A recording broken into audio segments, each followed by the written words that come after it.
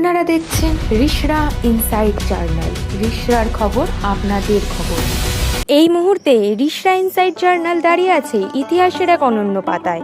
আমরা আজ আপনাদেরকে নিয়ে চলে এসেছি রিশরার বুকে সগৌরবে টিকে থাকা 220 বছরেরও বেশি পুরনো এক প্রাচীন জমিদার বাড়িতে। এই জমিদার বাড়ির প্রবেশদ্বারও সেজে উঠেছে যেন লাল, সবুজ আর হলুদের এক অদ্ভুত রঙের খেলায়। সময় স্রোত বয়ে গেলেও এই প্রাচীন প্রাসাদ আজও বহন করে চলেছে জমিদার বাড়ির ঐতিহ্য। স্থানীয় মানুষের কাছে যা পরিচিত ডাক্তার বাড়ি নামে। জমিদার বাড়ির বাইরে থেকে বিশালত্ব যতটা চোখে পড়ে, ভেতরে পা রাখলে মনটা ঠিক ততটাই শান্ত হয়ে যায়। বাইরের সমস্ত কোলাহল এখানে এসে যেন এক নিমেষে উধাও। এই প্রাচীন দেওয়ালগুলোর গায়ে প্রতিটা ইটে আজও মিশে আছে এক অদ্ভুত ভক্তি আর নিষ্ঠা, যা আপনাদের এক মুহূর্তের জন্য হলেও থমকে দাঁড়াতে বাধ্য করবে।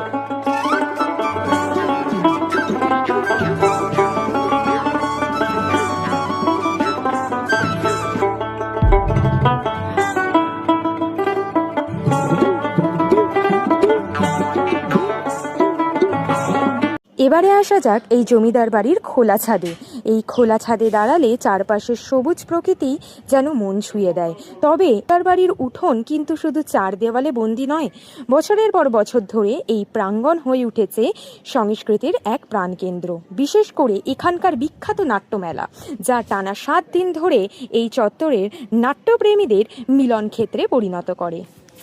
ঠিক যেমন এই জমিদার বাড়ির প্রাঙ্গণকে কেন্দ্র করে টানা 7 দিন ধরে বসে বিখ্যাত নাট্যমেলা, ঠিক তেমনই এই প্রাঙ্গণকেই কেন্দ্র করে গড়ে উঠেছে 215 বছরের পুরনো ঐতিহ্যবাহী দুর্গাপুজো এবং প্রায় 205 বছরের প্রাচীন জগদ্ধাত্রী পুজো। সময়ের নিয়মে জমিদারি প্রথা আজ বিলুপ্ত, রাজকীয় জাঁকজমকও হয়তো ফিকে হয়েছে, কিন্তু চণ্ডীচরণ জমিদার বাড়ির এই প্রতিটি ইট, প্রতিটি উৎসব আর ঐতিহ্য আজও রিশরাবাসীর মনে সমানভাবে জীবন্ত হয়ে বেঁচে রয়েছে।